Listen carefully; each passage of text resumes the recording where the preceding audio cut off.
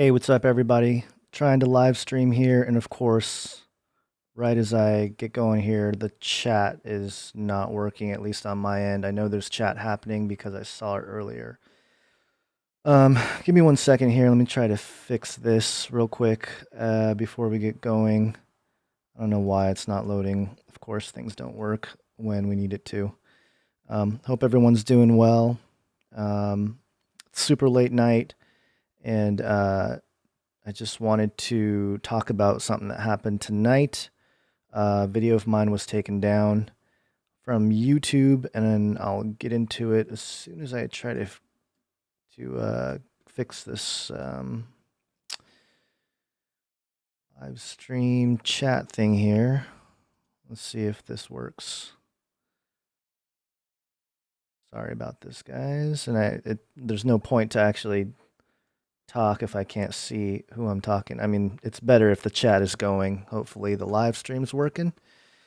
And again, I can't tell because I can't I can't see anybody. Or I can't communicate with you guys out there. All right, let me see here. I'm gonna have to do this on the fly. I'm gonna go. All right. Jeez, this is so ridiculous. Always something not working. I don't understand why the chat wouldn't work. Okay, let's see. Here we go. All right, so I think I got. All right, here we go. Hold on 1 second.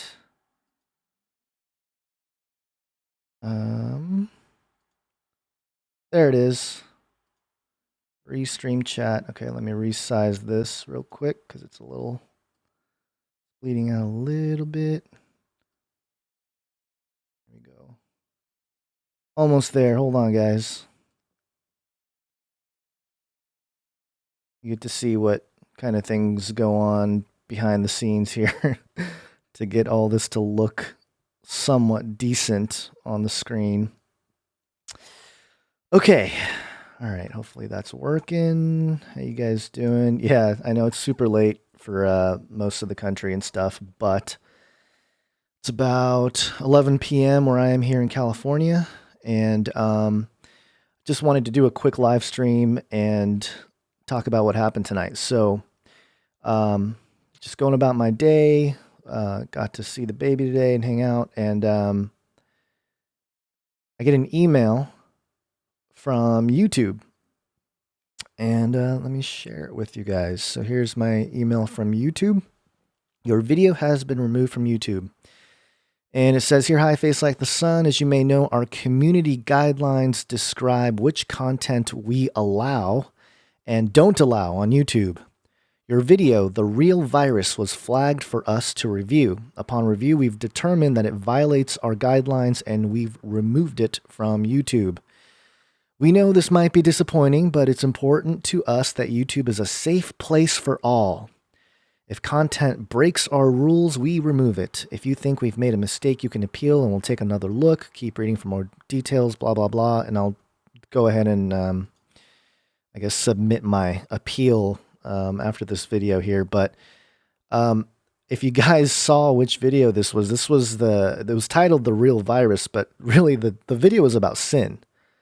Okay, I mean, I talked about COVID and some of the things going on, but that wasn't really, my opinions weren't really based on that. It wasn't anything that, I mean, of course, it's going against, your mainstream view. If you're watching, the news all day, then, of course, some of the information that I shared may be contrary to that. But the point of the video was that the real sin, or the real virus, is sin, and YouTube took it down, which is alarming because, you think about what content has been taken down in the last few years, and especially after the election, a lot of it was political. If you talk about Trump or whatever, people, YouTube is left-leaning, whatever it is, it was more political based and conspiracy based, I suppose, but it wasn't, they didn't really specify exactly what it was. It was kind of, it just seemed like it was a lot more to do with politics than anything else.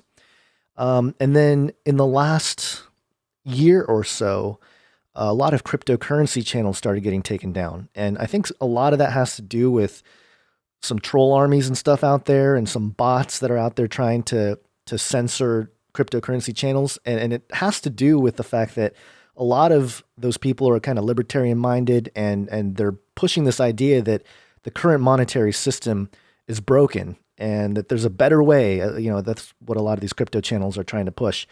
That fractional reserve banking and the fiat monetary system, all these things are a problem. And they suggest cryptocurrencies as a way to escape that system. So that's kind of why I think the crypto channels have been taken down. And again, a lot of trolls and bot armies and stuff that maybe certain projects want to get more attention or don't like what they heard somebody talk about their project or something. I don't know. But this is alarming in the sense that, yeah, we're talking about the virus and the current situation here, but the video is about sin, guys. It's about Jesus. It's about the truth. So in that sense, I think it's a little bit different. And I just find it disturbing that they would take down this video of all videos on my channel. And I feel like I've skirted a lot of the censorship on YouTube. There were tactics along the way. Certain ways you can title videos, certain ways you can label your channel. For example, I labeled my channel entertainment. I did that on purpose. It wasn't because I'm like, oh, I'm just a shill out here trying to entertain you guys. If you do news and politics, it's like a red flag just having your channel be labeled news and politics. And that's not the only thing I talked about. So, I tried to, the labeling it entertainment was one method, but obviously a lot of that stuff isn't working anymore. So I tweeted this out, I guess an hour or so ago. Hey, YouTube, really? A video about my personal spiritual worldview of our current situation is deemed inappropriate content.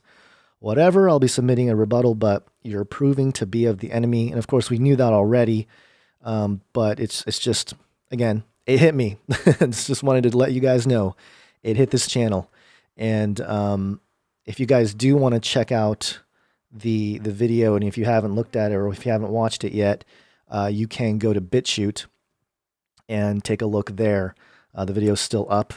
And I do want to thank BitChute. I do want to thank Ray Vahey, who actually reached out to me. I think it might have been 2016. Like, it was really early. It was really early on. Nobody really knew about BitChute back then.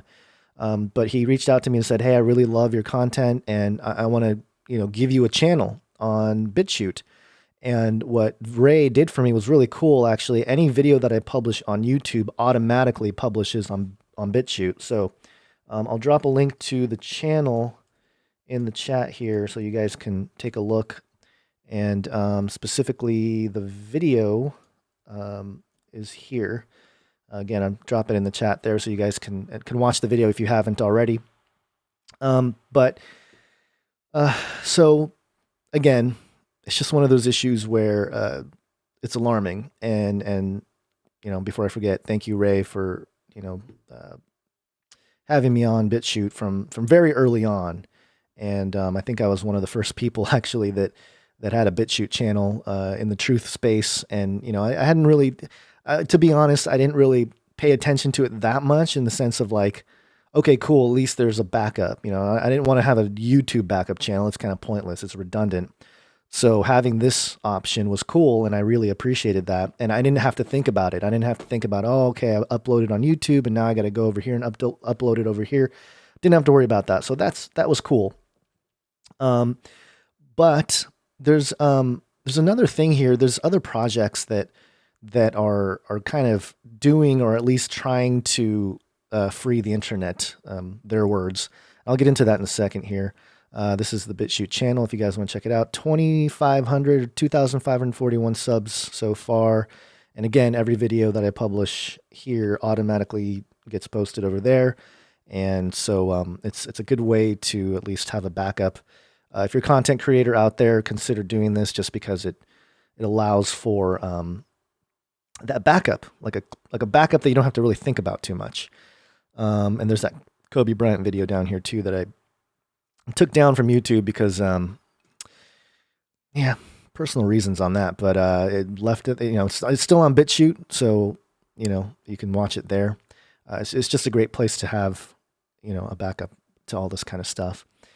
And the other thing I wanted to mention, and the reason why this is alarming, I keep saying it's alarming, is because of what I talk about on this channel all the time with Bible prophecy. And I know you guys know this. I don't set dates. I don't claim that, one thing or another is the mark of the beast or the image of the beast or the Antichrist. These are speculative at the moment.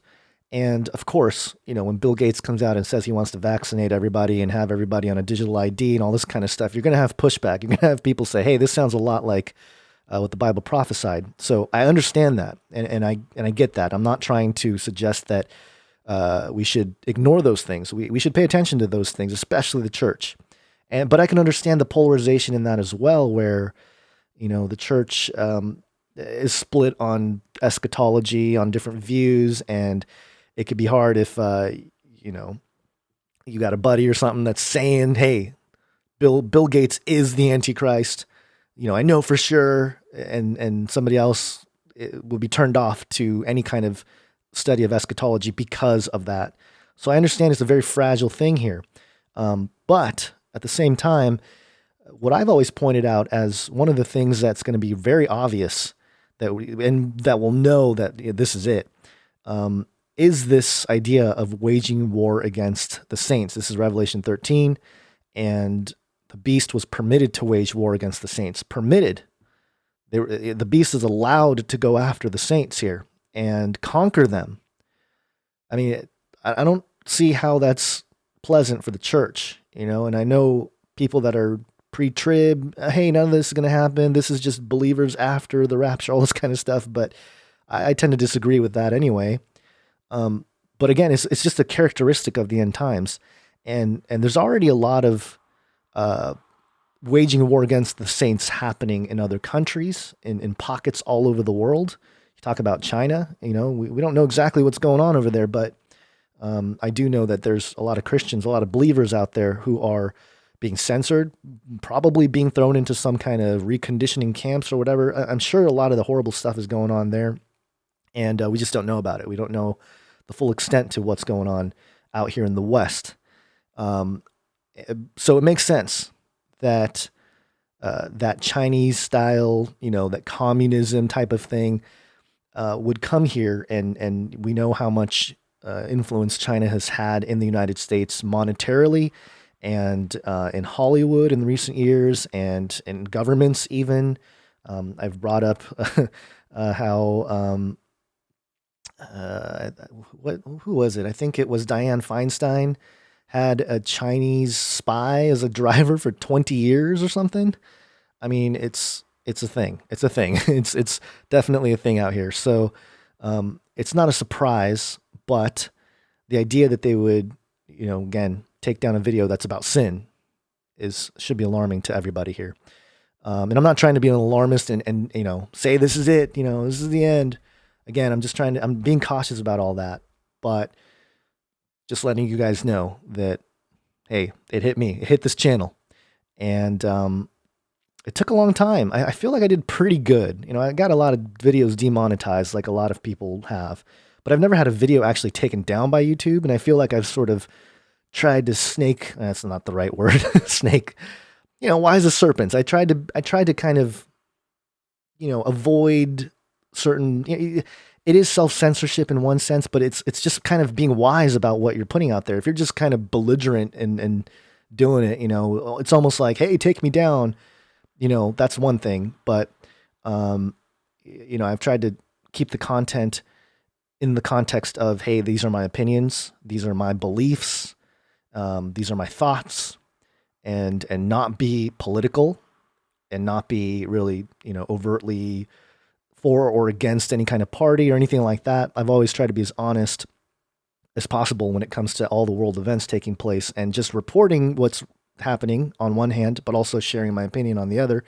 And I'm allowed to do that because we're in America and this is my channel, technically.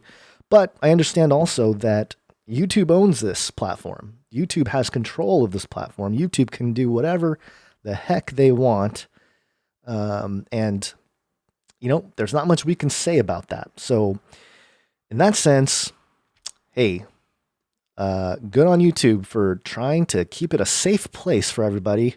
Hey, can't have a video about sin being the real virus out there on YouTube because that's, I don't know, too much truth. So I wanted to point that out, and I wanted to let you guys all know that that's what happened here. And tomorrow, I do plan to do another live stream with Basil for Canary Cry News Talk, and we'll discuss those things. And, just ironically, this happens on the eve right now for me, but I know for other places around the world, it's already May 1st. It's May Day. It's Illuminati Day. It's the big ritual day. So just a lot of convergence of things. If you're going to talk about taking down a video about sin being the real virus in life here. So just checking the chat, seeing you guys all in there. Good to see you guys all here. And that's one thing cool about having a chat thing in there, to just know that, hey, number one, that the live stream's working, and number two, all the opinions here. I saw some people talking about the Noahide laws and stuff like that, and I know some of the Zionist stuff has been coming out a little bit more, and I've tweeted about some of those things as well, if you go check out my Twitter account. But one thing I do want to mention this, because I just got in contact with somebody, a representative from a company that's out there. They're called Unstoppable Domains. You'll see that link up there, unstoppabledomains.com/r/FaceLikeTheSun. Basically, it's a referral link. And if you guys don't know, and I've mentioned this before, there's one company that owns all the .com extensions and all the .gov extensions and all the .edu extensions, and that's VeriSign. It's a company called VeriSign, and it's the reason why everybody has to pay every single year to have a domain. And this affected me directly. I don't know if you guys remember, but FaceLikeTheSun.com expired, and my hosting service, whatever, I must have turned off the notifications or something. I didn't know about it until it was too late. And I went in and I thought, okay, maybe I had to upgrade some of the licensing or whatever. Turns out I lost FaceLikeTheSun.com to some company that's what they do. Some company that swoops in and takes domains from people that aren't paying attention, and they expire, and they try to resell it back to those people. And FaceLikeTheSun.com, if you go look out there, it's on sale for like $2,500 or something. And I'm like, I'm not going to pay $2,500 for FaceLikeTheSun.com. It's the reason why I moved over to FaceLikeTheSun.net. And so I've experienced this directly, this direct thing of a centralized company owning all the .com extensions. Imagine how much money VeriSign makes. Okay, again, they own .com, .net, .edu. It's ridiculous how much power they have in terms of the internet, and how much money they're probably making, because everybody that wants a .com domain basically has to rent their domain from VeriSign, or by proxy through platforms like the hosting companies, GoDaddy, whatever you're using. So there's a company here called Unstoppable Domains. I just want to mention it because there's a referral link, and I'll play this little video here. They're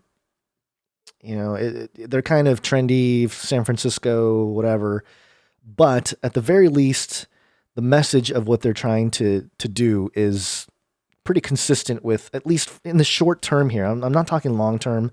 Long term, we know where this is headed, right? We know where this is all going. Short term, I think it's something to look at least learn about, because what this company is trying to do is, as it says here, set the internet free. And basically the idea is to create censorship-resistant websites using things like IPFS, which is an interplanetary file service, and using the decentralized web to have this, a more free censorship-resistant internet.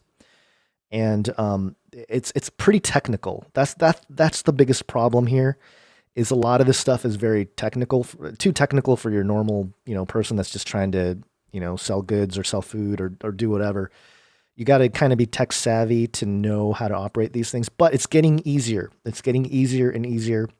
And so, let me play a few minutes or a few seconds. I don't know. We'll see how this goes. I'm going to try to play this video and we'll see how it's a 2-minute video. I guess we can just sit through it. So check it out.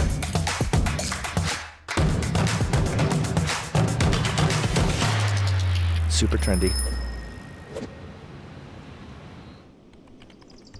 I want to actually set the internet free. So it's not that, it's not just about philosophy, it's about action. So that's why I describe myself as a pragmatic revolutionary. Our founder, Matthew Gould, got very focused on this idea of blockchain domains and how they could make cryptocurrency payments better. And that was the initial germ of an idea for the company, and it evolved into eventually what it is today, which is a full blockchain domain registry. We are essentially a registry business similar to VeriSign, which owns .com, except for that we create our domain name systems on blockchains. So what's unique about blockchain domains is they can do two things that a regular domain can't. The first is to be a payment gateway. So you will attach all of your cryptocurrency addresses to this one domain. You can tell it to me, I type it in and pay you. I don't need to know what your crypto addresses are. I don't even need to know which currency you want to receive. So if you've ever made a payment inside of a cryptocurrency wallet, when you go into the send field, you need to remember somebody's 40-character address. Impossible for me to just tell it to you. With a blockchain domain, I can just tell you my domain name, you can type it in and you can pay me. And I can use this domain theoretically in any wallet. It's a universal system that can be used by the user and is controlled by the user. That's number one, very unique. Regular domain names don't have this functionality at all. The second is to build uncensorable websites. In the current internet, it's extremely easy to have your domain seized from you, and therefore your website will be taken down. It's also very easy to get your content seized. Like if you store your content on Amazon Web Services or some other service like that around the world, it's very easy to get a takedown. With a blockchain domain, this is impossible. No one can put up the website or take it down other than you. All right, so you guys get the idea here.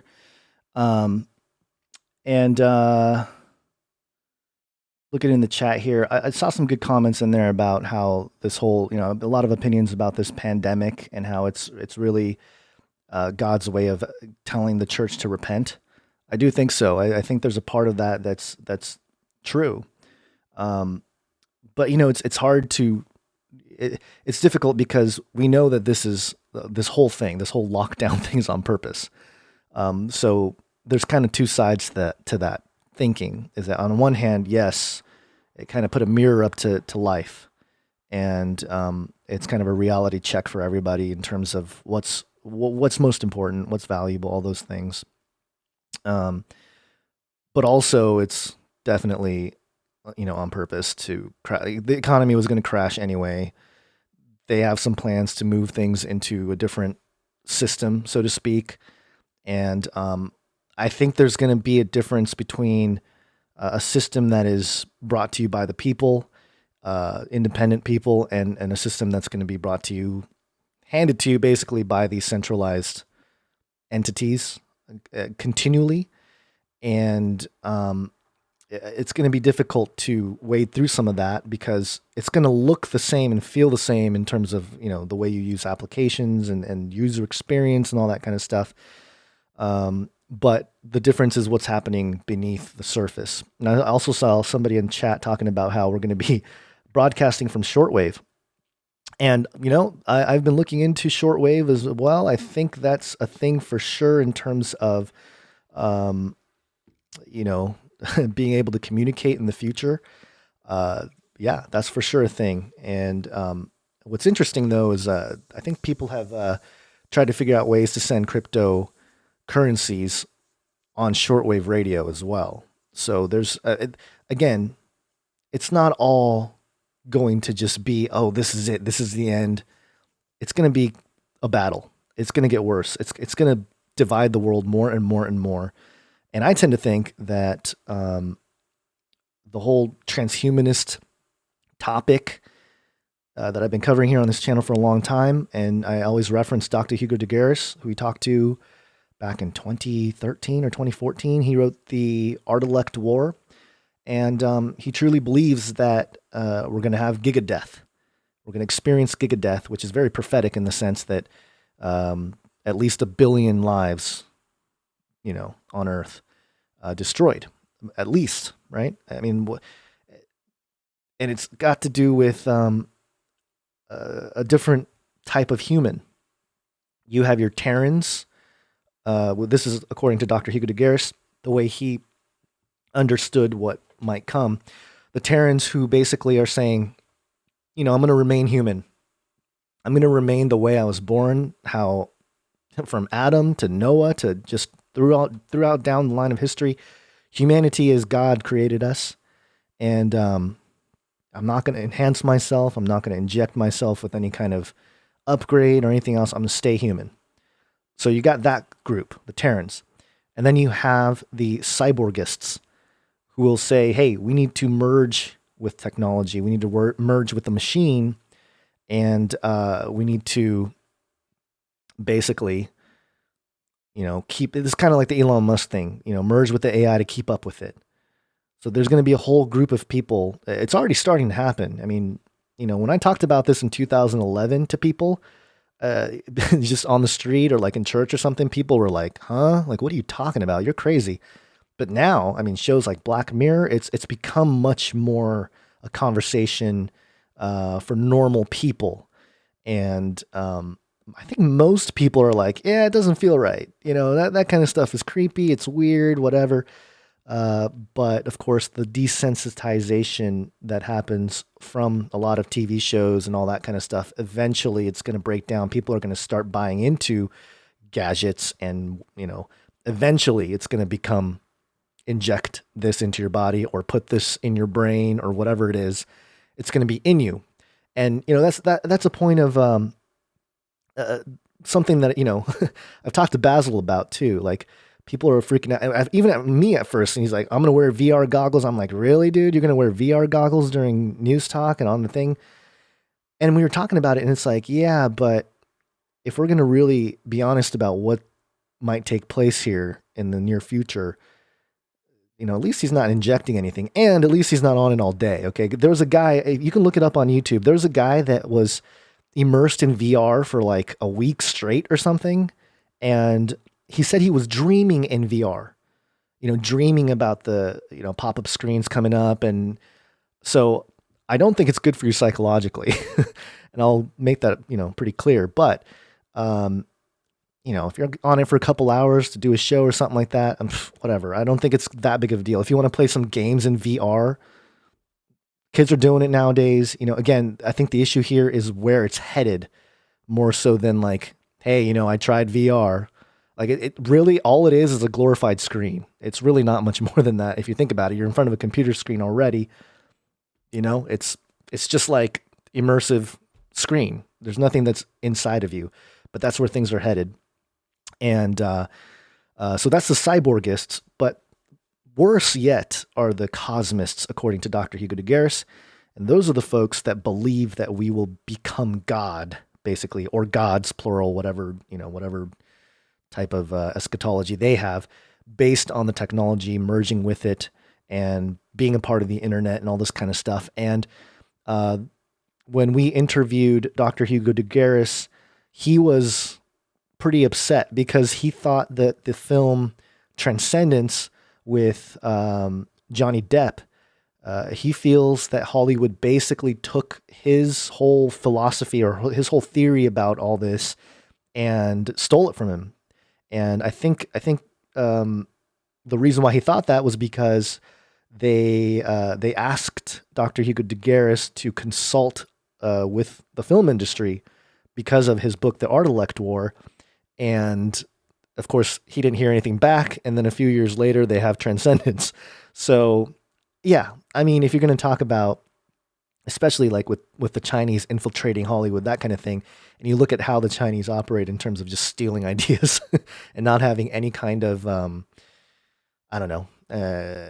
respect or, at least giving credit where credit is due. And yeah, it makes kind of sense that they probably lifted his story. And I think a lot of people have done that now, I mean, he wrote that book, I think it was like the 80s, was like the first publishing, or at least the essay where he talked about the art elect war.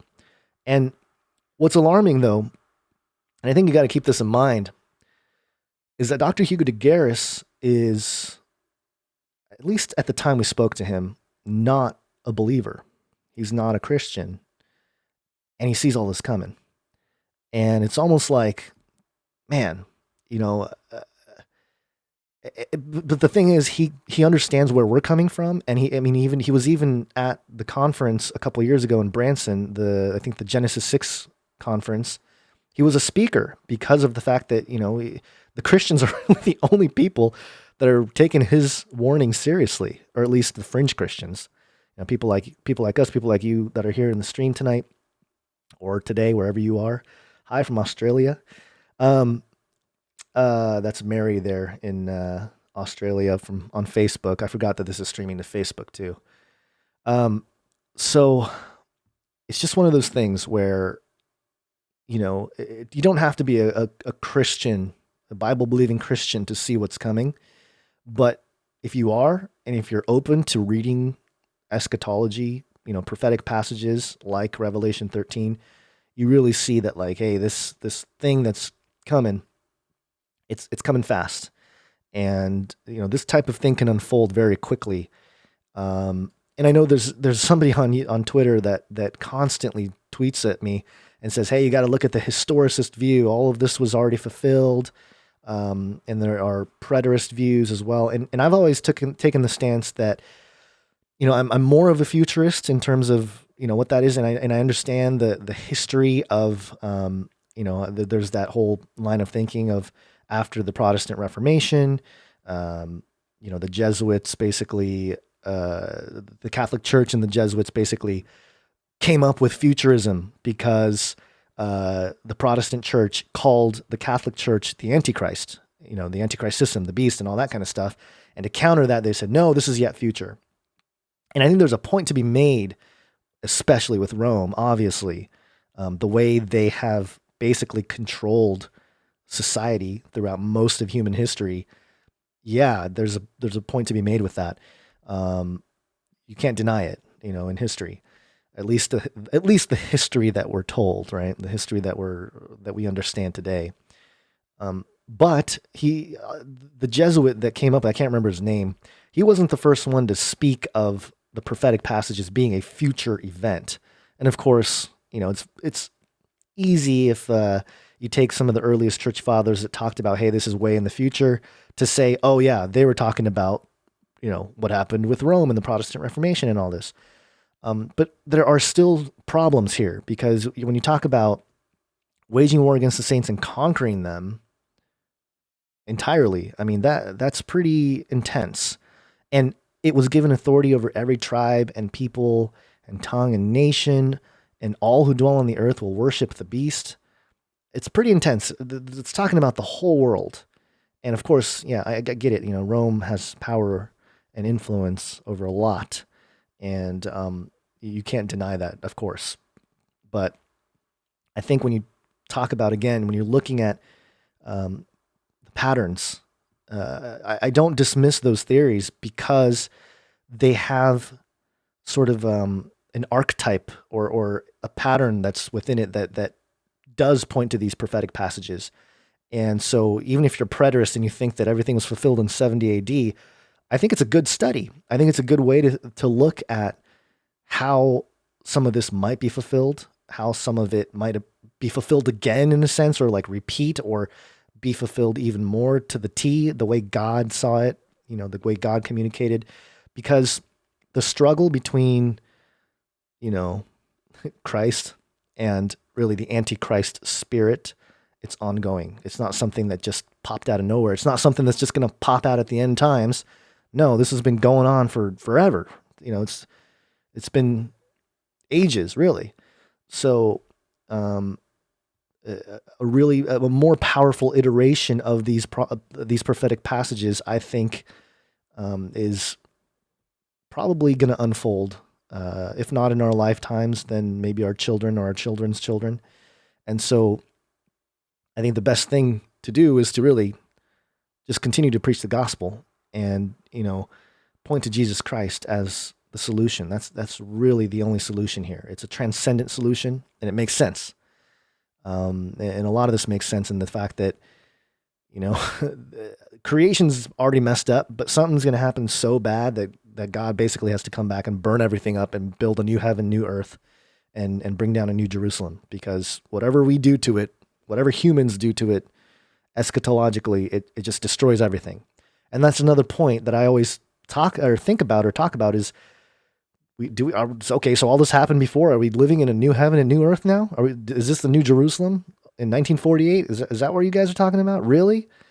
I just disagree with that. And that's why I remain someone who thinks that this is yet future.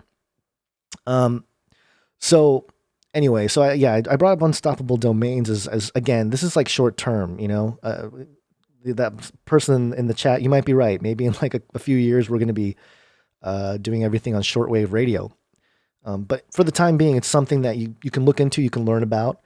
And in terms of having a website on the decentralized web, I'm going to put my FaceLikeTheSun.crypto domain up. CanaryCry.crypto is already there. And this is it. I mean, it's really simple right now. I haven't done all the things to really move over the entire, website and everything over to the decentralized web, because it's a lot of it is pretty technical. Some of it is over my head. So I have to, I got to really sit and learn about those things before I jump in and really go after it with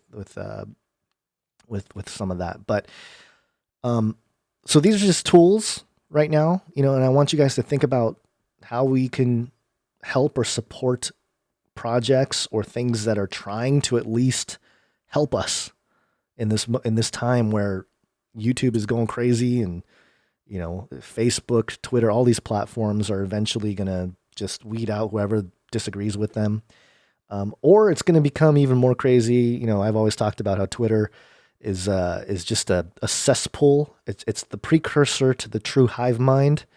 If you disagree, I mean, everybody jumps on you, and it's just a crazy place to be.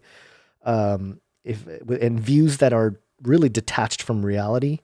A lot of people have these opinions that are just, repeating other people's opinions, and a lot of it is it's detached from reality, in that it's just a small group of people that are on Twitter thinking that they're, figuring out or telling the truth about reality. And it's like, no, man, you go outside, that's reality.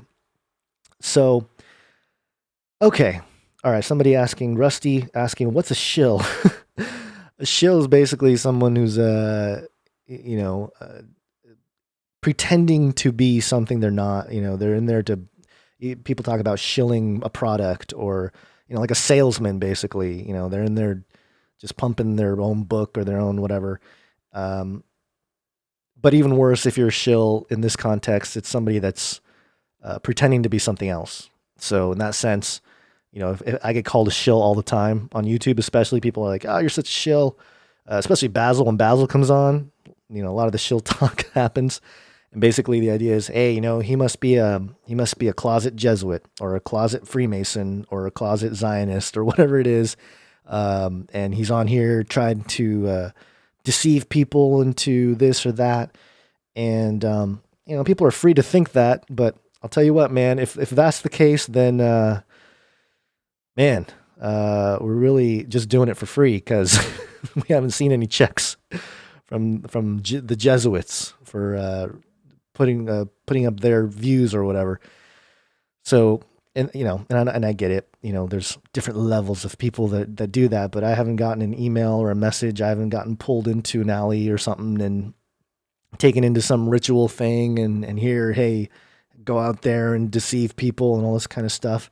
I'm just a guy. I'm not anything special. Just a person here. I have my opinions. I have my views, and they usually go against the status quo, but that's becoming a norm too. A lot of people are not believing the stuff that's being peddled to them on the news, on mainstream outlets, and that's good.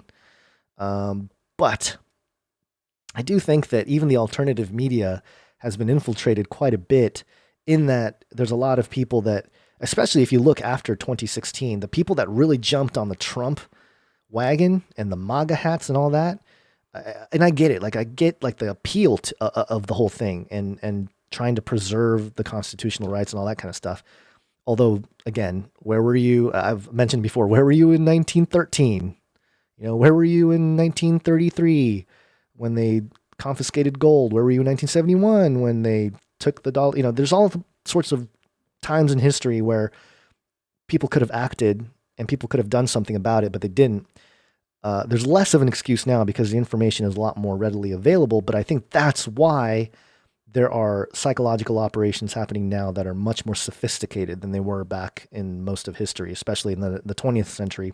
It became more and more complex, but now I think it's even more complex, in that if they're going to infiltrate the truth community, they have to do it, in ways to appeal to a crowd that already doesn't trust the mainstream. So, and I'll, like the QAnon thing, I'll say it. I know it bothers some people, but the QAnon thing, I was like really stoked about it for like a month, maybe like the 2017 at the very beginning. I'm like, wow, this is very interesting. I wasn't like pumping Q or anything like that, but I was like, this is very interesting that there's this kind of an underside, allegedly somebody in the Trump administration leaking out information for the public to see, blah, blah, blah, all that kind of stuff. And that could be the case now. But as soon as they started talking about, hey, read these books, these are books that you should read, and they were all like crazy new age books. This was like 2 or 3 weeks into it. It wasn't even that long into it. I was like, yeah, okay, obviously something's not right. And then, Alex Jones picked it up, and Jerome Corsi came out, and they're all sitting there saying, hey, we know who Q is and all this. And I was like, yeah, it's all just nonsense now. Some people outside doing late night chats outside there. So Stephen Adams in there in the chat saying the Q stuff sounds like ARG psyop. A shilling is a coin. That's right. Yeah, a shilling is a coin.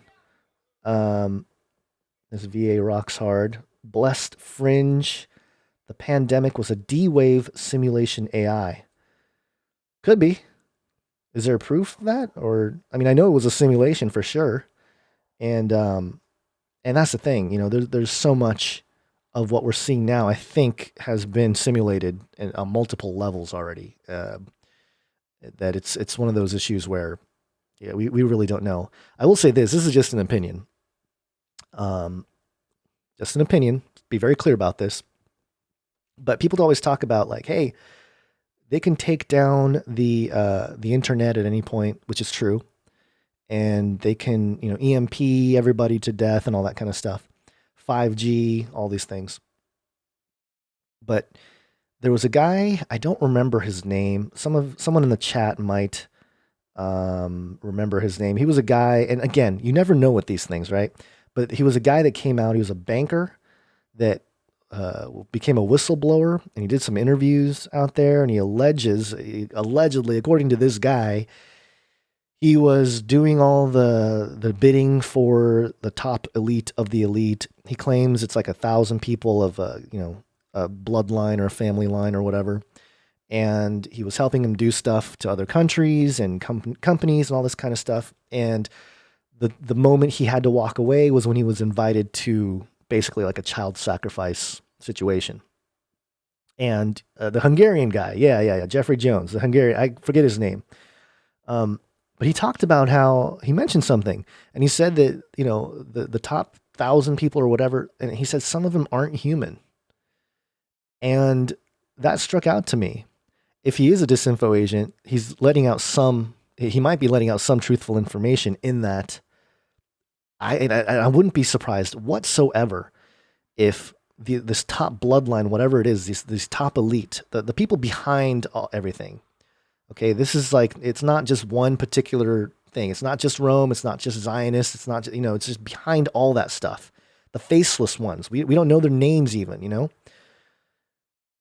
It's entirely possible that these folks have already injected themselves with whatever, and have already started the process of enhancement to where they're already kind of in the internet, where they can kind of monitor stuff that's going on the internet. Think about the Cerebro, Professor X of X-Men, right? He goes into that big room, he puts on the little headset thing, and he's able to kind of get a sense or feel everybody in the world or whatever. That type of thing might already exist. Ronald Bernard, thank you, Hawk Davison. That's his name, Ronald Bernard. If anybody is unfamiliar with what I was talking about, look up Ronald Bernard and his testimonies. Again, don't believe everything you see. Don't even believe what I say, obviously. You should do your own research. I'm just a guy. I keep saying this. I'm just a guy on the internet. Shouldn't believe what I say anyway. But I will preach the gospel until they won't allow me to. And again, bringing it back for full circle to why I started this live stream. It's because YouTube took down this video that was about sin. And very convenient that on May Day, May 1st, Illuminati Day, they would eliminate a video, or I guess it was the eve, but they would take down the video. And you know what? It didn't even have that many views. I think it had, well, depending on who you are, I think it had like 17,000 views, which is, I mean, it's still a lot, you know, for if you're just a normal person. But, you know, with I have 263,000 subs on this channel. And I know a lot of my videos have not made it to people who are subbed. I get messages constantly from people saying, "Hey, I was unsubbed from your channel. I never unsubbed. Hey, I never get alerts from your videos or anything."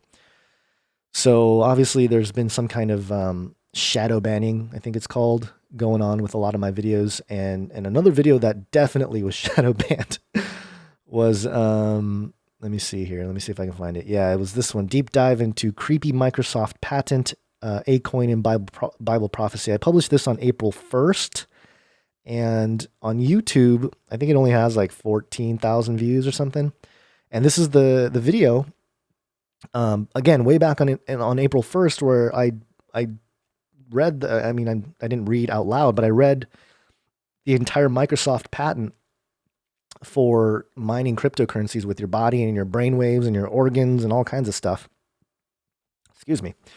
And I just kind of did a breakdown. I did some of the highlights of what stood out to me.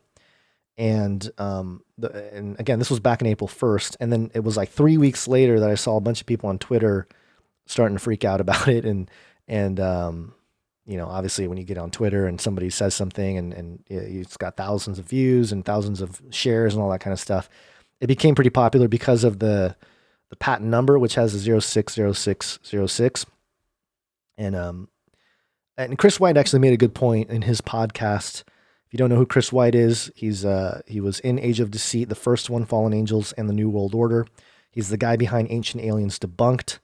And he was very influential early on when I started to do this type of stuff. He's actually part of the reason why I even started a YouTube channel, was because he inspired me to do that kind of thing and put together videos and talk about these issues, especially the New World Order. Back in 2010, 2011, it was really talking about the New World Order that still needed to be had. That conversation needed to be had. Nowadays, you know, people kind of know about the New World Order and they know, you know, they talk about the deep state and all that kind of stuff. But back then it was a little bit newer, and the Genesis 6 topic was pretty new too, to a lot of people. And I know there's Chuck Missler and all these guys that were talking about it, you know, even before that in the 90s. And actually, you go to P.H. Pember and stuff, he was talking about it in like the late 1800s. And again, it's in your Bible, Genesis 6. So obviously it goes way, way back. It's not anything new. But there's nothing new under the sun. But in terms of with the internet becoming a medium of information exchange, widely available to the masses, I think, you know, we were fairly early in trying to spread that kind of information. And now you see the effects of how that's changed society. But he made a good point in that the prophecy here in Revelation 13, the number is 666, and it's not 060606, although you can argue that zero is, you know, it's a zero, so it's basically nothing. So you can argue maybe it is 666. It's just a weird, and I mentioned in the video, I mentioned in that Microsoft patent video that I think it's kind of like a spiritual imprint. You know, it's just one of those things where, you know, maybe they didn't purposely do it, but if the spirit of Antichrist is behind it, it's going to show its fingerprints on certain things. And it's not exactly the mark of the beast, but again, it's a type of thing leading to that. And my big takeaway with that, and I realized it as I was recording this video, it's about an hour and 50 minutes, was that, you know, part of this whole crypto movement is the decentralization, right? I go back to the whole unstoppable domains thing. Like they're trying to decentralize the internet. And the greatest example actually of decentralization, if you're not familiar with what that is, it's actually the United States of America. Because the United States is a democratic republic. It's a group of 50 independent states, all under one, one banner, so to speak, one flag. And the idea here is, yes, we're all one country, but we're not operating under like one ruler or one central authority.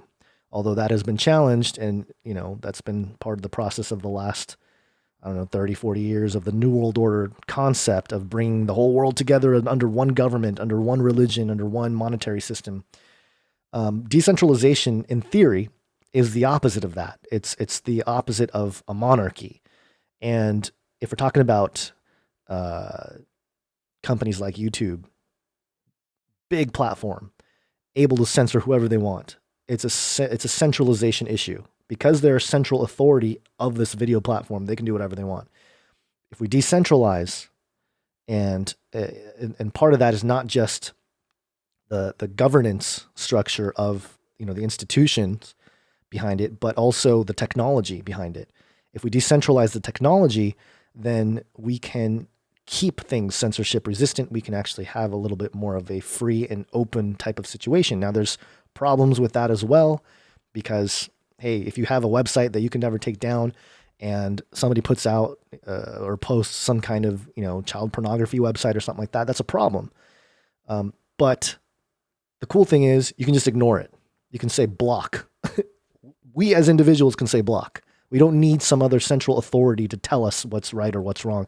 We can decide for ourselves, and that's kind of the idea of decentralization. And also our federal government, the three branches of government. That you guys know this. I don't have to talk about it too much, but it's decentralized. It's an example of decentralization. And so, in that same concept, in that same way, pushing the technological infrastructure to a decentralized type of system is good. But with this patent that Microsoft was talking about, they actually, I'm going to pause it here so it doesn't play, but they actually mention in the patent that, hey, they mentioned Bitcoin as like, oh, it's a decentralized blockchain, blah, blah, blah. But then they say, oh, but this could be used for centralized cryptocurrencies as well. And actually, I think the Microsoft patent is more about centralized cryptocurrencies. And if you really think about it, there's absolutely no point in mining, and these are crypto terms. If you're not familiar with it, mining is basically similar to mining for gold and silver, except the analogy is for creating whatever cryptocurrency you happen to have. With Bitcoin, it's something called proof of work, where all these computers are trying to solve an equation, and the person or the mining farm or the miner that solves that equation gets a reward in Bitcoin and gets to create the next block where the transactions get recorded. It's just a ledger of blocks what is it? What am I trying to say? It's just a ledger of transactions being recorded on a database that a whole bunch of computers are all verifying. And once a certain number or a certain number of transactions is met, then the block closes, and then the next block is open. And with every block, there is a more stronger verification for it. Anyway, it might be confusing some of you guys with all this, but the idea here is you can't have so a centralized authority like the Federal Reserve, they can print money however much they want. It doesn't matter. You don't need people mining for stuff because they can just print it.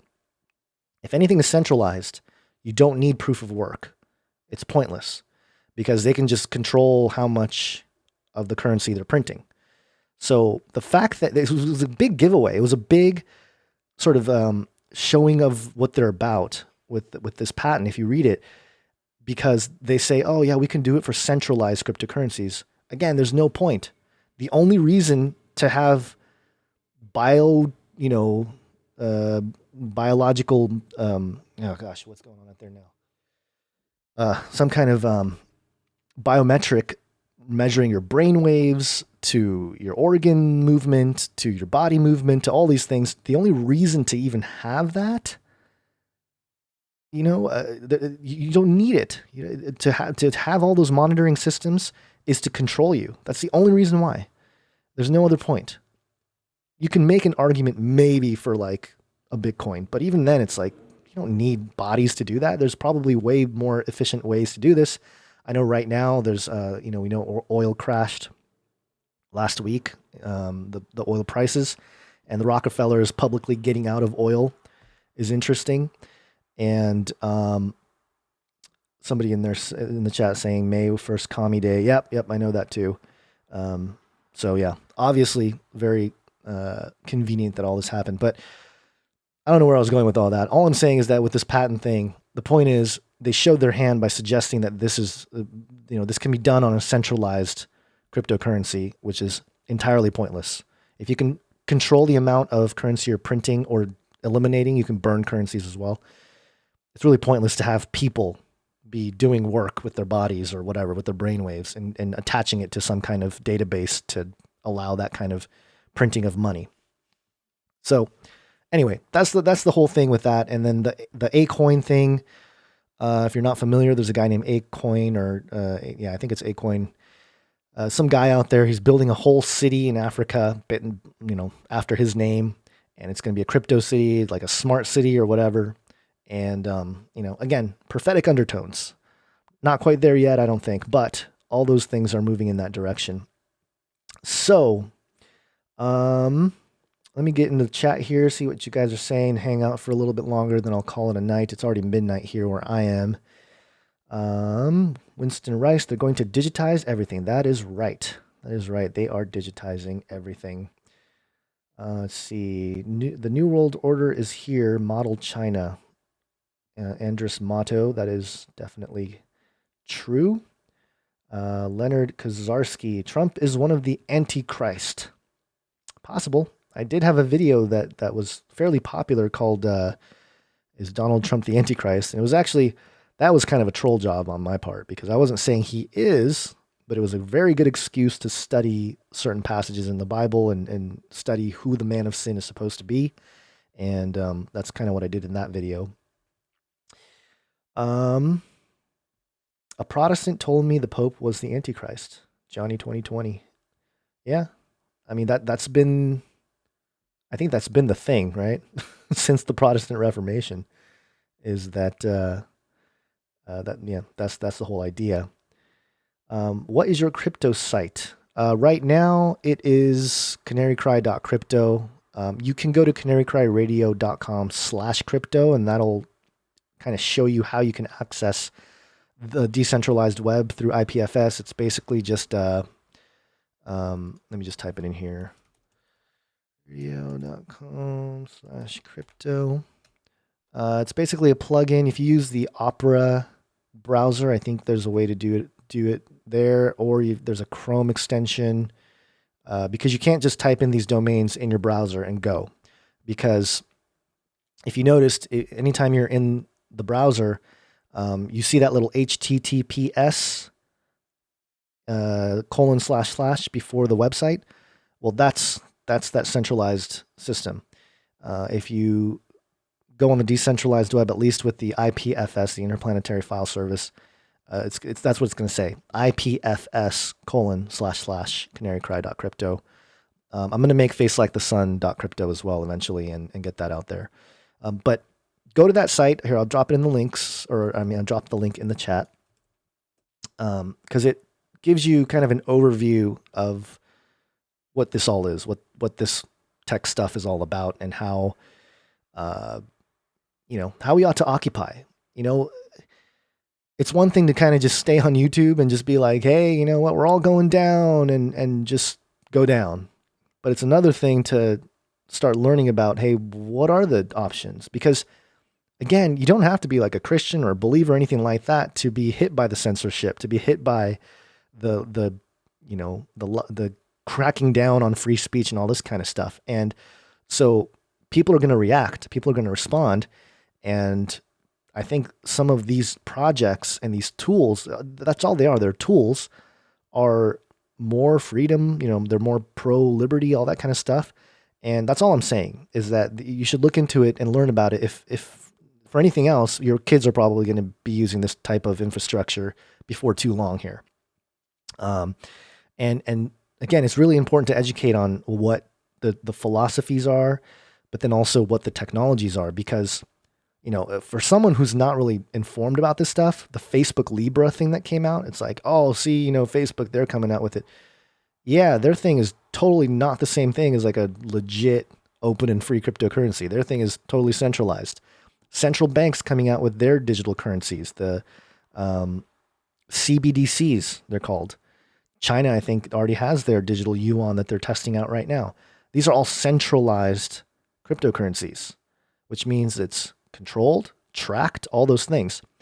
And some of those things, the same kind of infrastructure is used, but they're not keeping the spirit of something like initially Bitcoin. Bitcoin's a little bit more difficult because there's a lot of gray area in there. The SHA-256 algorithm that they use to encrypt was created by the NSA, so there's that.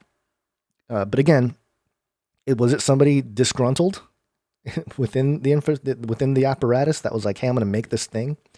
And the other part of it to keep in mind with Bitcoin, just if anyone is curious, when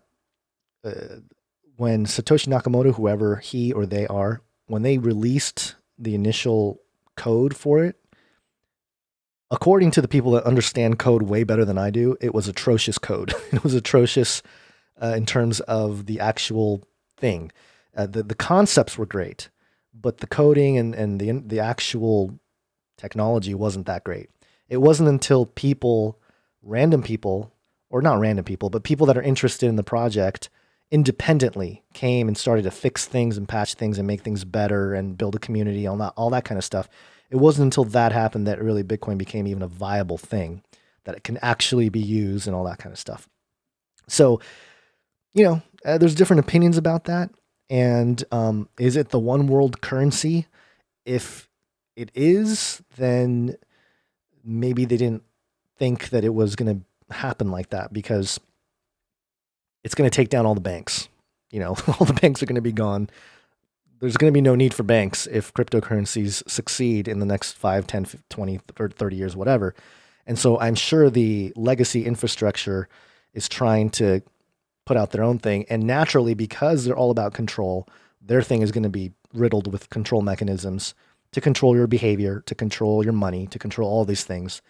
And if you really look into cryptocurrencies, you're going to find that there is a very libertarian, very anarcho-capitalist mentality for some people, and there are others who are way more like, hey, I like the central banks, I like all the legislation and the control and all that. And so it's not one thing; it's a whole bunch of different things. The other thing, and I'll kind of start wrapping this up, is the food issue. I think food's going to become a bigger problem, and especially in the United States coming up here. So I'm actually working on a side, I guess it's like a business or a job or something to help some local farmers and get food to people's doorsteps, just straight from the farm to the people's doorsteps. So I'll be announcing some of that if I get it off the ground. It'll be a lot more local for me. I'm going to have to focus locally here where I am in Orange County, California. So it's a limited thing, but I think everybody should be doing that. Everybody is, at least if you're awake and aware about these issues, start trying to do what you can to help out the community, setting yourself up. And I say all these things as a watchman. You do what you got to do. I'm just a watchman on the wall, looking at what's coming and letting you guys know. It's up to you to figure out what you're going to do. I'm not going to tell you what to do. I'm not going to even tell you what to believe. That's all on you. You guys have your brain. God gave you a brain. Use it. God gave you a mind. Use it, and use it for good. And I think if you do that, then you'll bear the fruit, and you'll know that you did what is in God's will. So, okay. So let me go back to the chat here. Mark Bruto da Costa, where I am locally, I know of a farm doing that. Good stuff. Yeah, I do. I know somebody in the Pacific Northwest who is doing just that. 7 grains of salt. Said Gonz is linked with Tom Horn. I like Gonz, but we need to always have our guard up. Yeah, for sure have your guard up. I'm linked with Tom Horn. I did do a project for Tom Horn. He did invite me out to Branson, and they recruited me to be part of the Skywatch team. And yeah, I mean, I had an opportunity to actually move out there and do that whole thing, but just wasn't really, I don't know, didn't feel the true calling to do that. I didn't feel like I was led to do that. So I did help with the Inhuman documentary, but in terms of actually moving there and doing all that whole thing, I decided not to do that. But Tom Horn is a super nice dude. We don't agree on everything in terms of the eschatology and all that kind of stuff, but he's a good dude, and that's all I'll say. In my experience, he's been really nice to me. So there's that. I know some people are saying something wrong with Tom Horn. I don't know. I don't know. He might have been. Actually, I don't know. I don't know what it is. Maybe someone can fill me in on like what the whole problem with Tom Horn is in terms of like, is he in with certain people or like I don't know what the thing is. But okay, what else is being said out here? Contact the White House and ask Trump to stop internet censorship. Takes only 3 minutes. Act or quit complaining. Again, yeah, we can do that, but you're just asking the government to help you, and I don't know. It's kind of pointless in my opinion. I mean, you can, again, not saying it's a bad thing, but yeah, I don't know. It's just like, hey, government, help me. It's just, I don't know. I don't really. It's not for me, I know that's a thing for a lot of people out there, but for me, I'm more of kind of like a independent kind of guy. I just like to do my own thing. So I respect government, and in terms of the positives, obviously there's a lot of negative and a lot of overstepping of the boundaries of what our government was placed here to do. And in terms of turning the tides in that regard, that's why Trump won. That's why Trump has a lot of followers, is because he's going against this wave of just, crushing all the freedoms that we allegedly had through the Constitution. And there's a place for that. Obviously, I'm more for that than against it, but I don't think it's the absolute solution. Call the White House, end up on my list. Stephen Adams again. It's all a psychology game. Andrea Garcia, that is 100% right. Everything is a psychological. We are in a much more of a psychological warfare now than ever before, because of the way we can research information, the way we can share information, because it's changed so much in the last 20 years. We're on. The war has really changed in that sense, for sure. Aaron James, when you get time to go watch a clip, 17 seconds, Leland Jones channel. Something about changing people's DNA intentionally. Yeah, I'll have to go check that out. Yeah, ultimately, a lot of the vaccine stuff and all that. I was born in the 80s. I feel like I'm getting old. It's crazy to think that I started this channel when I was, let's see, I'm going to do some math here. I think it was 2011, so I was 20, what is it? Oh gosh, it's too late. I can't do math. 28 years old when I started this channel, which means I'm getting close to 40. Not fun, not fun. But I was born in the 80s. The point is, I was born in the 80s and I was vaccinated. I mean, my parents didn't know any better about that stuff. I think our whole generation didn't know. Um, but I feel like it turned out okay. I mean, I'm saying I'm here. Obviously, the stuff they have now is different from what they had back then. But I think the bigger issue here is the freedom aspect. Like, hey, if I don't want my child to get a vaccine, I should have the right to say no, no vaccines. And the fact that that is gone, especially in like California, it's gone. Um, that's the problem. And because ultimately, once that power is abused, that's when we're talking about changing everyone's DNA and all that kind of stuff against everyone's will. And that's where we have a problem.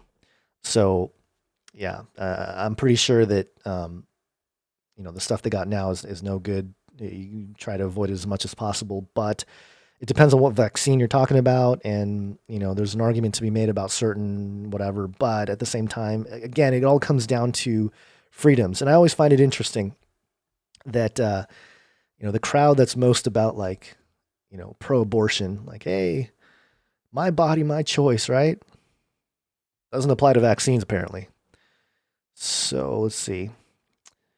A lot of YouTube people in here. We only got 15 people watching on Twitch. So most of you guys are on the YouTube channel here. So, people are already losing jobs for rejecting vax. Yeah. Yeah, I know that. I know that for sure. California is a one-party government. I know. You should see our ballots. It's again, I don't like getting too political on this channel, but it's just funny sometimes. Like I open the ballot thing and it's like option 1, Democrat. Option 2, Democrat. Okay. All right. Great choices there, California. Thanks for that. Let's see. 112 years. Oh, he's talking to someone here. Links to PayPal. I'll drop a PayPal link. I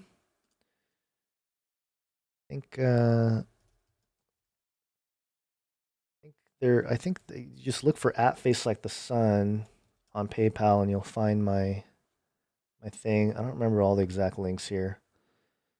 Yeah. I care so much about money, you guys, that I don't even know my PayPal link. I got to find it real quick. But I'll get that in there eventually here. What else? Well, Republicrat. Yeah. Not really a Republican either. YouTube took down video of LGBT. Oh, wait, it will never happen. No, probably not. Yeah, putting on makeup and like child weird cartoons with, kiddie porn type of stuff. All good to go. But hey, you talk about sin as a virus. Can't have that. Can't have that. Got to take it down. And again, if you guys are joining me late here, the reason why I started this live stream tonight super late was because my video about the sin virus, basically, it was taken down by YouTube. Said was a put it here up again, inappropriate content. Whoop-de-doo. Okay, PayPal. I'm still trying to find my PayPal link. This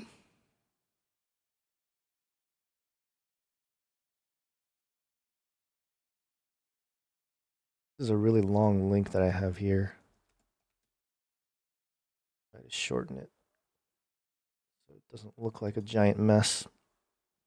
So one thing with live stream is like you guys get to see kind of just people fiddling around on their computers and trying to do stuff. And it's all just here. It's all just out in the open. So what are you guys saying? Chat's moving pretty fast here.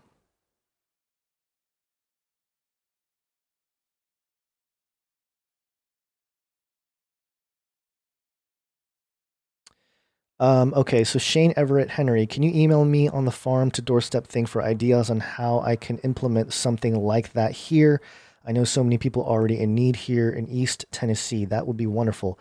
You know what? You can just, all you got to do really is just like put up a website or something and just go to your local farm really and figure out how to collect the produce, either wholesale or whatever it is, throw it in a freezer and just start basically telling your local community like, hey, through my little service here, you'll get a box of whatever you decide to buy directly to your door. You can do it as a way to just like help out the farm, or you can do it as a separate business and say, hey, you take it from a few different farms and just have, especially like meat, and just deliver it right to your door and do it like that. It's really just a simple business idea. It's just that I don't think a lot of people are doing it. I think it's going to become more of a thing as time goes on here in the next 6 months to a year to a couple years. Let's see. They are installing 5G while all the people are in lockdown. That is true. I was actually out and about. I was on the freeway and I saw for the first time, and actually maybe not the first time. The first time it was this blatant. It was it was actually pretty funny. I wish I took a picture. It was a bunch of palm trees on the side of the freeway, and there was one like giant taller palm tree, and it was clearly, you can clearly see all the 5G units or whatever, and it looks so fake. It was like, are you even trying? Like, I don't know. It was just funny. But yeah, all the 5G stuff is being placed out there. Um, is the AR still in place in Cali? AR. What's AR? A little late here, guys. My brain's a little bit fried tonight. I can't really think too hard, but yeah, let me know what let me know what AR is.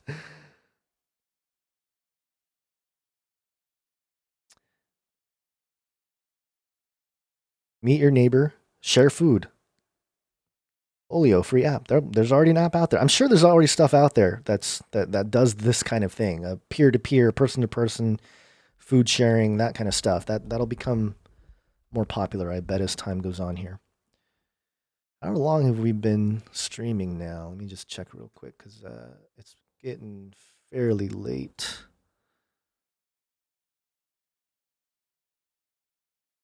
Okay, it's been going for well over an hour here.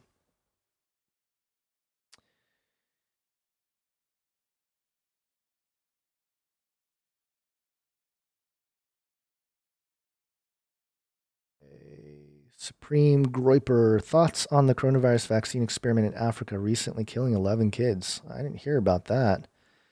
But if that's true, then more of the same coming from the people that are into vaccines and using Africa as a test ground for that kind of thing. Wouldn't surprise me whatsoever. Obviously, it's a horrible situation. Um, Stay on, so can chat. I'll chat. I'll hang out for a little bit and chat with you guys. That's not a problem. I got nothing else going on.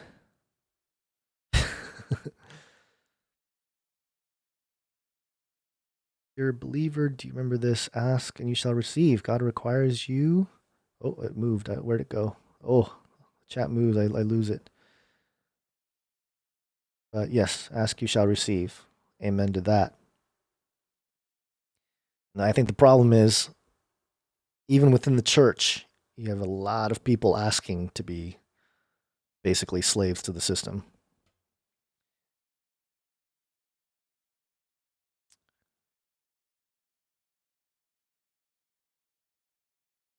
Weaken your immune system, isolation, and wearing masks. Yeah, who was it that I was talking to someone? I don't remember who it was. Um, Gosh, I can't remember. I've been talking to a lot of people recently, but they basically said that their mother was laughing about the fact that they can wear a mask and walk into a bank and walk out with money, and they thought that in their lifetime they would never have an experience like that. But um, the one thing I have noticed though, and I'll just tell you, here in California, they're really like a lot of businesses that are open. They're like super, whatever, like not basically Nazi about it. I went to a micro center to buy some gear and I ordered it online and I went in and as soon as I walked up, they gave me a number. They're like, your number, blah, blah, blah. And, we'll text you when you're ready or ready to have you or whatever. And You walk up, you basically, once you get the text message, it was like 25 minutes or something. I had to wait forever.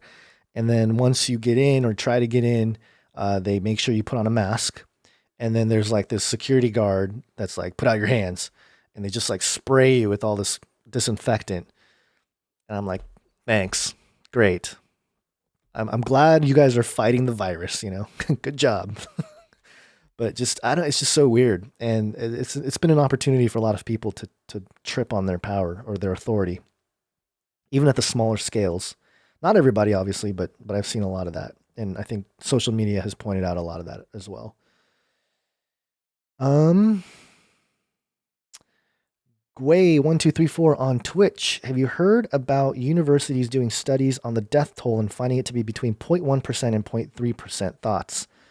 Yeah, yeah, that's the problem here. I think with this whole situation is there's a lot of fidgeting going on at all levels here, and we know about the hospitals making more money if they put certain people on ventilators because of COVID. We know that there's deaths being counted as COVID when that's not the case, and or there's no clarity that that was the case. Maybe they died of something else. I actually, let me see if I can find. I'll look at it over here so I don't mess with it on screen. But let me try to find it. I sent out a tweet, and I mentioned it yesterday on Canary Cry News Talk as well. But basically, I did some math. Imagine that, some math. It was really simple. I'm not finagling with numbers. All I did was take the numbers that they presented and used it to suggest something, at least in California. And let me try to find it here. Where is it? I'll get to it. Hang on one second. The idea was that in California, anyway, you're more likely to die or get injured. Here it is. Due to a car accident since the lockdown, not just car accidents in general, because I know that was kind of a trending thing on social media. No. I'm talking about you're 10 times, approximately 10 times more likely to get injured or die from a car accident since the lockdown than you are from the virus. And the math there, 0.03% of Californians have, since the lockdown, either gotten injured or died. Whereas, comparing it to the population, the death count at the time, and dividing it by the population, 0.004% for COVID. And I show here what my math was. Rate of car accidents in California since the lockdown. The article here from the LA Times talked about there's so many less car accidents and so many less deaths related to car accidents. Oh, I guess I'm not able to go here because of COVID. But anyway, the point was the LA Times article was saying how much the car accidents have gotten, have lessened since the lockdown. And so their thing was like only 274 accidents or people getting injured or die daily from car accidents, which was like half of what it was before, I guess. So I took that number, I actually used less. I used less, 250. I went even lower, and I divided it by the general number of the population of California, which is 39 million. And I compared that to the official, at the time, quote unquote official, COVID deaths, and which was 1,800 divided by the population. That's how I got those numbers. And so, yeah, obviously this didn't get too viral or trend or anything like that, because when you look at it, it's absurd. What they're doing is absurd, and I think it was all part of a transition, an economic crash that was already happening. If you were paying attention to the economy, way back in the last summer, they started doing this thing called repo markets. They were printing money. It started off just a few billion, and then it got to like 50 billion, and it just kept getting more and more. And what they do with the repo markets, if I understand it correctly, is they print all this money, and they give it to the banks, and the banks basically, you know, uh, use it as liquidity. They trade it amongst each other. Hey, we're sending you money. We're giving that back money. Blah blah blah blah. So that the banks don't lock up. Think about that, okay? They did that so the banks don't lock up and the banks don't freeze. So they were printing more and more money each day. Now, the thing is with the repo markets, that money doesn't go into circulation. They use it that day to keep liquidity, and then they give it back to the Fed. And then they go, oh, hey, we need more money again the next day to keep it. It's kind of like borrowing money to keep it all afloat.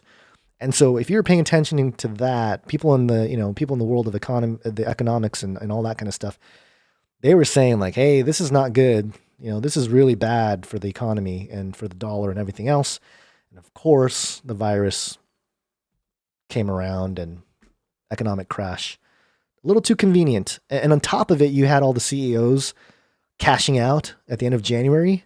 Very convenient. Let's see.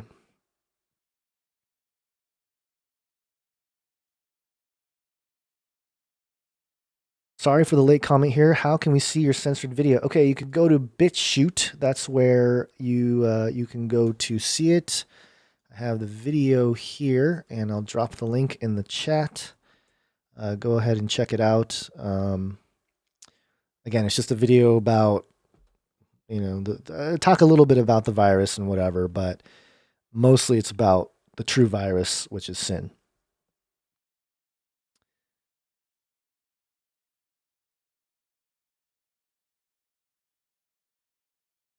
Georgia Guidestones says, be not a cancer on the earth, leave room for nature. So they are saying we are a cancer.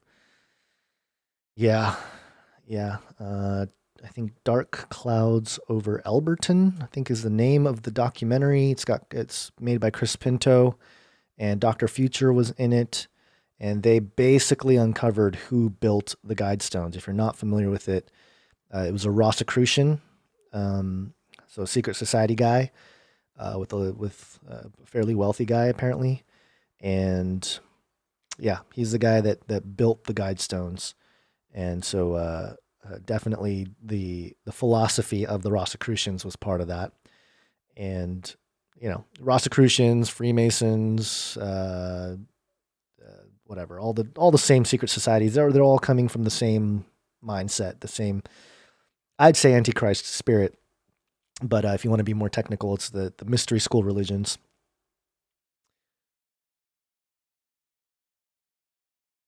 Pandemic is a real movie. It came out in 2016. Type it into Google. Yes, we know about the movie, all the predictive programming. Thanks, Leonard, for mentioning Age of Deceit. Yeah, check those out. Those haven't been taken down yet, but maybe it's because it's too long and YouTube, the YouTube people that monitor that stuff, they don't want to sit through a 3-hour film, so they just let it go.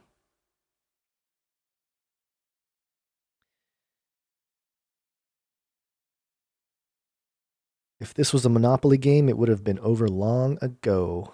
That's true. I believe that.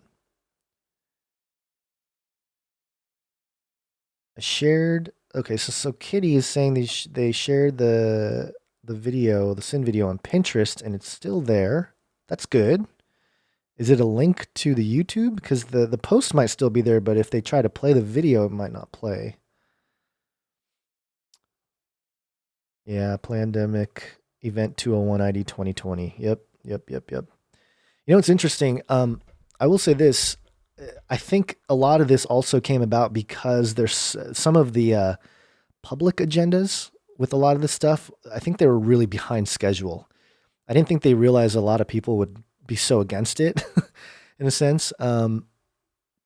Because I say that because I had a video that I published, I think back in 2015 or 2016, and it was about 2020, and it was about bringing internet to everybody in 2020. Actually, let me try to find that, because in hindsight, it's kind of an interesting thing to consider, considering the fact that everybody is on the internet now. It's a fairly old video. You know what's sad is I have a hard time finding my own videos. I have over 900 videos on this channel, and like sometimes I just try to search for it, and I can't find it, and I have to go back into my, the back end of YouTube, YouTube Studio, and scroll and scroll and scroll to find certain videos that I'm looking for. This being one of those cases. Let me see here. Where's my videos? Here we go. Search my own videos. There is. Okay, so that might make it easier. Show all.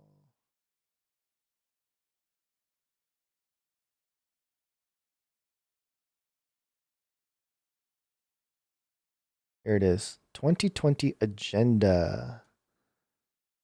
Connect the world. I'll bring it over here. I'll share the link. Oops. You guys probably can hear some of that. My old intro.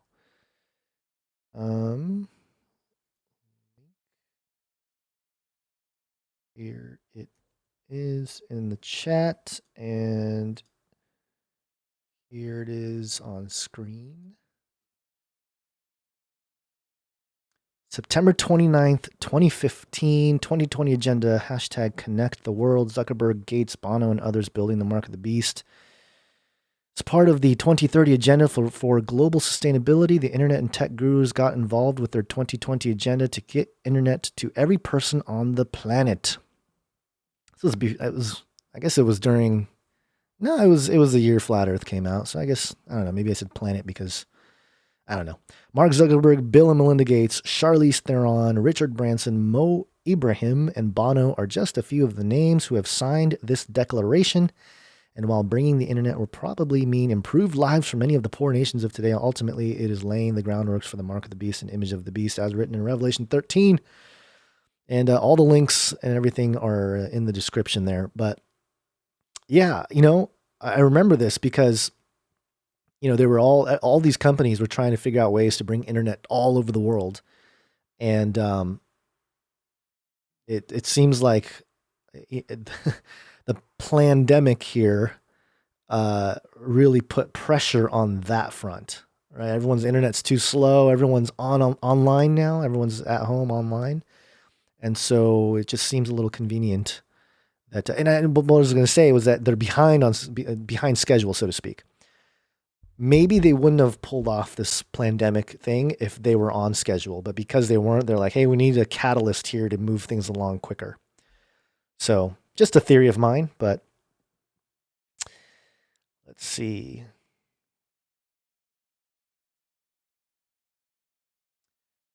Still 350 of you guys in here. Do you guys never sleep or what? Or is your sleep all messed up because everybody's locked in their houses, at least for a little bit longer? Hopefully that gets lifted. Headrat, I was born in 57 and got a severe respiratory infection. Hopefully you're all right now, and hopefully I don't know if you're talking about if you thought you got COVID, or because I also have a buddy who has asthma, struggled with asthma all his life, and he thinks he had it. His wife had someone who came back from Wuhan and got really sick. This is back in like November of last year. And he got really sick and he had to go to the hospital and go through all that. Let's see. Thoughts on North Korea, evil or last bastion against the New World Order? That's one of those questions that I don't know. Obviously, the sentiment or whatever, the thing everyone hears about North Korea is like, oh, they're just a dictatorship and horrible thing. But, I have seen a lot of things about how they're one of the last places or last countries that doesn't have a Rothschild central bank. So in that sense, maybe they are one of those last bastions of freedom. But then you start thinking about that and it really, you go down a really interesting rabbit trail because, and look, I've always been one of those folks who researches different opinions, like opinions that aren't mine, because I find it interesting. For example, when you start going down that path, you start to learn about Nazi Germany and how there's a sentiment out there. I'm not saying this was the case. There's some people who believe that Hitler and the Nazis were actually fighting against the New World Order. And the reason why all of that happened was he's vilified and all this kind of stuff is because he was trying to go against this establishment of the New World Order. And yeah, you can there's some points of reference or some data points that seem to suggest something like that, but it's hard when allegedly the book that was on the nightstand for Hitler was Helena Blavatsky, The Secret Doctrine. So I don't know. It's like two wings of the same bird. It's late. I'm not making sense. No chemtrails in Orange County since the 4th of July. I live in Orange County, and I will say, yeah, you're right. There has been a lot less chemtrails in the last several months. However, I wouldn't say they're all gone. I still have seen some. But you're right. It does seem like a little bit less than there had been. But also, something weird, at least here locally, especially when the virus thing, everyone was first locked down, there's a lot of rain. Tons of rain. And just even within the time period of this quarantine situation, we've had like pouring rain and we've had like scorching hot too. So if you want to talk about, weather control and weather manipulation, I think they already obviously I think they've had that for years. Blavatsky is freaking psycho. Yes. Try reading like some Blavatsky, and anyone who read like that whole book and like was hanging on every word, you got to be a little psycho to be in that. Gonz, what state are you in? I'm in California, Orange County, California. I think that I didn't see the earlier chat something about the German tech being co-opted. Yeah, I my opinion again, but I happen to think that a lot of what Nikola Tesla, not the company, the car company, a lot of what Nikola Tesla discovered with electromagnetics and stuff, I think provided a kind of free energy that they just couldn't allow. And obviously that's why a lot of it was confiscated. But I also think that the technologies that went underground for what's been labeled the breakaway civilization, that's the kind of stuff that the UFO footage that they released, or it's been leaked out for years, but officially released on Monday. I think that has to do with some of that technology.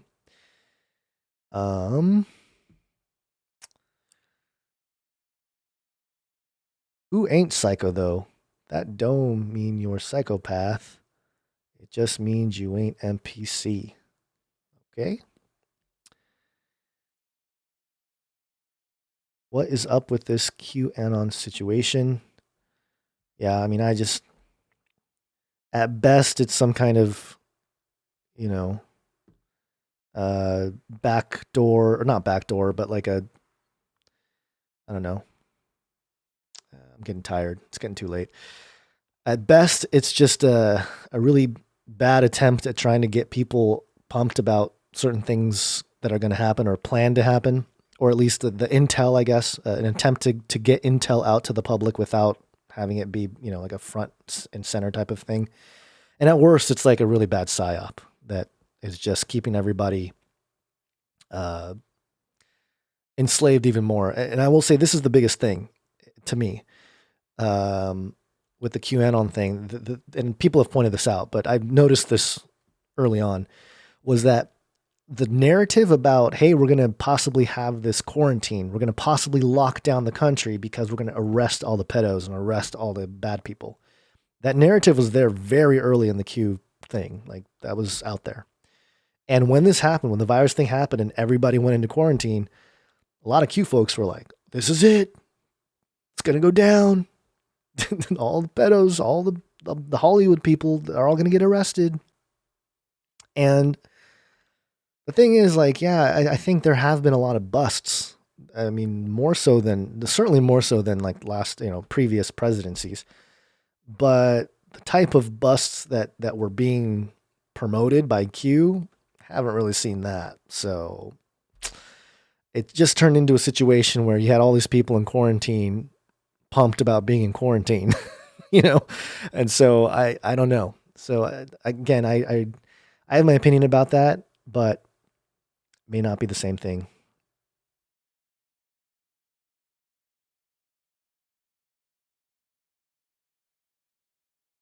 Oh, let's see. Nanotubes. Yeah.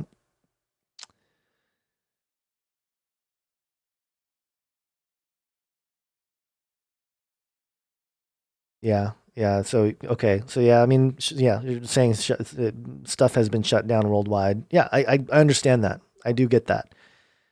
I do understand that. But I always point back to, and if you watch the Sin video here that got deleted by YouTube, I mentioned that. I mentioned actually, I don't know if I mentioned Q specifically, but I referenced a quote that I used again. Here it is. It's Manly P. Hall, who was an occultist, and he was a late life Freemason. He had written the Secret History or the Secret. What is it? I don't know. It's late. All these occult books, the Secret History of America or whatever it was, and his point. One of the last lectures he did was that in the 21st century, the Brotherhood are going to come in and clean up corruption. They're going to clean out the corrupt politics and the corrupt institution. They're going to clean it all out, and they're going to find a savior. And that's all I got to say. That's all I got to say for you to probably know that, hey, the New World Order was always supposed to be a new World Order. It was supposed to take down the old system and replace it. And that replacement thing is supposed to be that system they wanted. And yeah, when you think about that, it's like, man, it's tough. It's tough to really be super pumped about the takedown because although it's good, obviously, if you're anybody who has any sense of moral values or any kind of ethics, you're like, of course you want the pedo rings to go down. Of course you want the corruption to be routed out. Of course. So you definitely root for that. But you also have this other side of it of, well, what's replacing it? What's going to be moving in instead of that? And that's why I referenced Animal Farm by George Orwell, who also wrote 1984. He also wrote Animal Farm, which I know was about communism. It was supposed to be about communism. But the principal thing there, the basic idea of the pigs, which would be kind of the QAnon situation, the pigs would, rally the troops kind of thing. And the animals, which would be the rest of us, and getting all riled up, take over the humans, which are the corrupt elite, whatever, and get everyone pumped to do it, and even help out the pigs to take them out, take out the humans, kick them out of the house because they're hoarding this great big house when we have to be out in the barn. We are slaughtered for food, all this kind of stuff. There's a big speech. The pig, actually, there's a cartoon version of Animal Farm that you can find on YouTube, and it's interesting to watch because you got the head pig, this old head pig that really tells it how it is for all these animals, what their destiny is, which is just food for the humans. And so we must overtake them. And when they do, these animals really help out and they help the pigs take it out. What ends up happening is the pigs basically just move in to the house and the animals are still left outside. So we just got to, pay attention to what's replacing all of this. And again, I say that, having mentioned the whole thing with the crypto decentralization, the blockchain domains and stuff like that. Because it's a good example here because with this type of thing, this type of project is putting the power back into your hands in a sense. You buy a domain with Unstoppable Domains, you get a .crypto domain. Like let's say, I'm going to pick someone in the chat here. Chicken Albert. Okay. All right. So Chicken Albert, let's say you go to Unstoppable Domains and you buy chickenalbert.crypto. Well, you pay for that and you own it for life. You own it as long as you own the private key, you own it. You don't have to pay every year to VeriSign. to keep your .com like you do now. That's the big difference, right? If you can just own it forever, that's power to the people in a sense. So that's all I'm saying. These are tools. And because the other option here, this is again a good analogy, a good parallel here. The other option is, hey, we always hear about this. What's going to replace YouTube? What's the next thing? And you got places like BitChute as one of those things. Like, hey, we're helping out. But hey, what if BitChute really does replace YouTube completely? Completely replaces it. Everyone stops going to YouTube. Everybody goes to BitChute. Well, you're going to have a period of time when you're going to be like, hey, this is great. Freedom of speech back again on video platforms. Everyone's getting the truth, that kind of thing. But you know that platform eventually is going to erode. I'm not saying BitChute per se, but something like it. Whatever replaces the thing is eventually going to erode back into what, the New World Order, Antichrist, spirit system. It's all going to lead back to that anyway.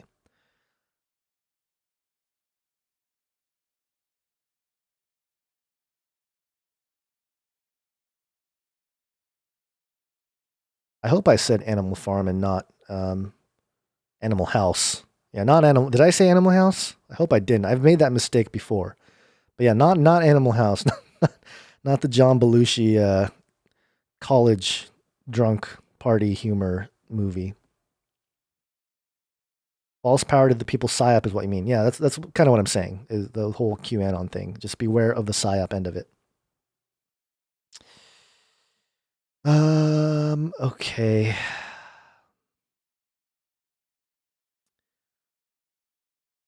I think I'm running out of energy. I'm gonna. The last thing I want to do is fall asleep on live stream. What about the one world religion? This is Jan Seidel on Twitch. What about the one world religion becoming mainly Islam in America? Seems quiet on that front. It does seem kind of quiet on that front. And hey, Jan, how you doing? Good to see you. Yeah, I think with the whole Trump presidency, a lot of the Islam type of thing quieted down. But yeah, I'd have to look into that a little more to know exactly what the plan is. I do know. Wait a minute. What was that? Something had happened where, or maybe it was another country. Something with the mosques. But yeah, most people are. It feels like that whole side of the conversation is quiet right now, which is a good reason to actually look into it. If anybody has the time to look into it, Chrislamish.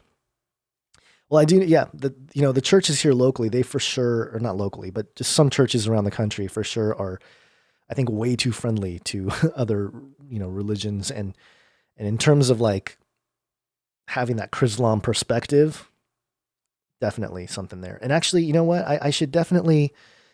Yeah, I've been meaning to do this. I think I got to do it now. Eventually. Basically, so anyway, Dr. Future, if you guys are familiar with Dr. Future, Mike Bennett, he did release a book finally. And he sent me a PDF copy, and I've been meaning to read it because he told me he uncovered some pretty remarkable things that are quite disturbing. So, and I know he was one of the first people I ever heard the term or heard the phrase Chrislam.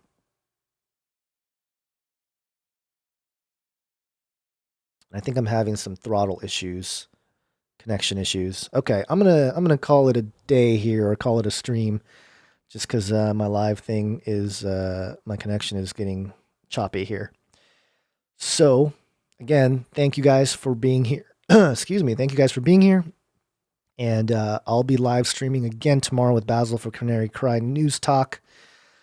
Again, the big takeaway here, YouTube took down my video about the real virus, which is sin. And I'll be repealing it, but hey, it finally came to the Face Like the Sun YouTube channel. Inappropriate content. Slap on the wrist. So there you go. Thank you guys for watching. Have an awesome evening or morning wherever you guys happen to be.